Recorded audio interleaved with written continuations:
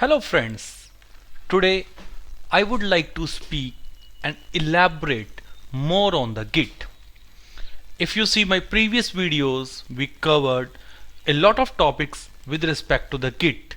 Like if you see, go to the playlist, and if you see that we have covered what is Git clone, Git pull, Git push, Git stash, Git merge, Git rebase, Git squash, Git ignore, and the special cases of the Git.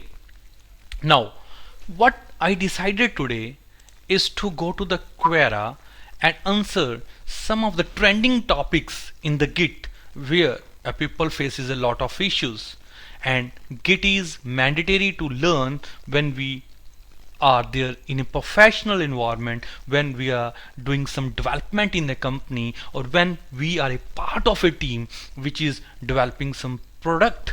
Then how things works with the help of a central repository is must to understand. Let us first go to the first of the question that I answered in the Git, and it is very important question, and yeah, definitely it is needed. So the question is that, is it possible to clone a Git repo and then change the author of all the commits? Basically it is called as plagiarizing or plagiarism. If so, is it possible to detect it forensically? Okay, so let me try to answer this question in a well way. So this is a question, and here it is me. I have, if you see my Quora, you will see that I have more than 39k stats in my website and 79k stats on the Quora, where I answered some of the topics related to data science niche, related to NLP niche, related to machine and deep learning niche, and basically related to the trending topics in a Python programming. You can also go and visit my website where I used to elaborate the concepts related to essential mathematics behind the data science. Now let's more focus on what the topic that we are going to cover today. So the first question is that, is it possible to clone a Git repo and then change the author of all the commits? Basically plagiarism.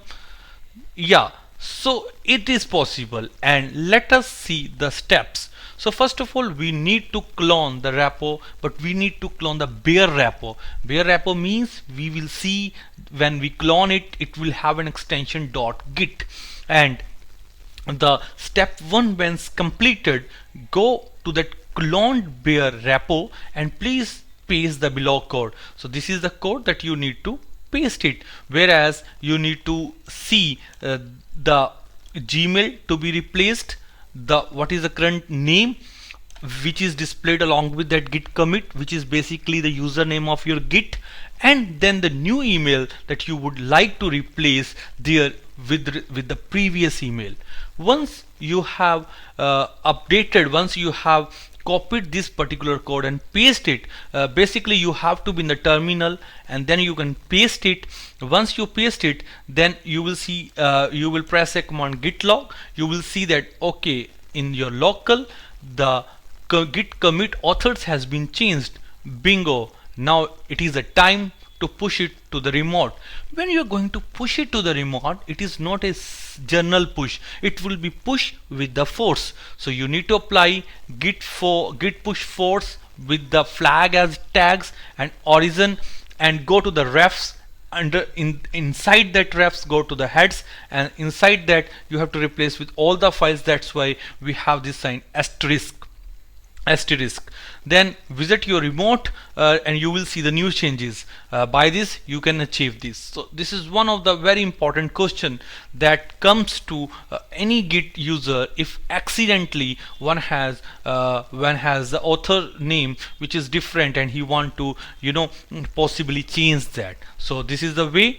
Again, you need to download with the help of a bear, then bear flag, then you need to go to the clone bear repo, then you need to paste this particular code, then you have to see the git log firstly on your local system, then you need to make the changes on the remote once your local changes are refined and you are okay to go.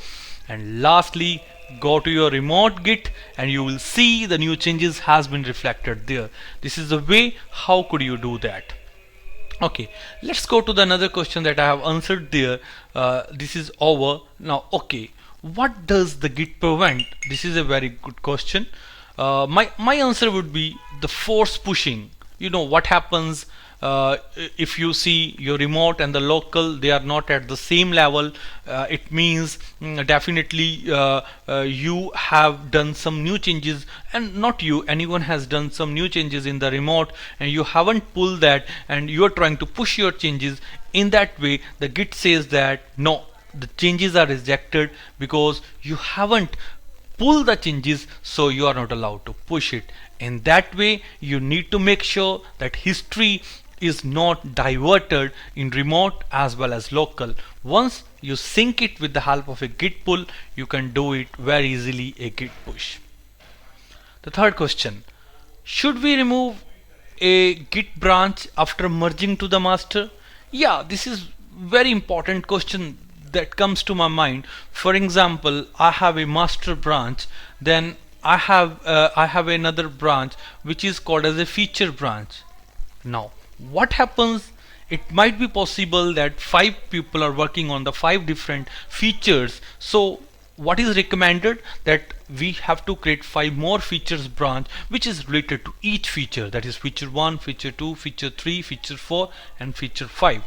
And once you have created all the features and every feature is done, and you have managed, and the whole company says that, the discussion says that every feature is now correct, then first step is to merge all the 5 features into one feature branch, and then merge that feature branch into the master branch. And then I would suggest you, instead of going to delete that branch, you can tag and archive that. For example, in the future you want to roll some new changes, you can again get back that branch, feature branch, and make new changes and push it to the master branch. Another side is that if you have made it to the master branch, then the work of the feature branch is over, so you can also safely delete it. So it depends upon whether you want to see the first side or you would like to see the another side. The choice is yours. Okay, let us go to the next question, that is, how do I revert a specific git commit? Let me see. Okay, my answer is on the second. Very good. So the aim is to prove a practical case, to prove that the git revert is a command which you use to undo a specific git commit. You want to undo a specific git commit, that is you want to revert or undo a specific git commit. So first of all, for example, you create a particular folder as a git folder by using git init, that is you are completely creating a clean repository. You have created a file, now you added something to the file. Once you add something to the file, that particular file touch a.txt comes out from the working area and goes to the staging area, and then you just apply this message that okay, I have done a commit. Now this particular file has been committed. Now you will just have to use this command git reflog to see the commit ID. Once you have seen the commit ID, you just apply git revert that ID, and you will see that that particular file that has been committed by you will be gone. It will be deleted. So the output will be deleted from the local workspace. I believe now you have been cleared with the 4 things: how to revert a specific git commit. And then the second would be, the second we have done today is how we remove, should we remove a local git branch when we are merged to the master. Then we discuss what does the git prevent, and the fourth, is it possible to clone a git and then change the name of the author, which we call it as a plagiarism. We discuss this concept with the help of a bash script. We discuss what is a bare repo, and we discuss how to do a force tagging on it.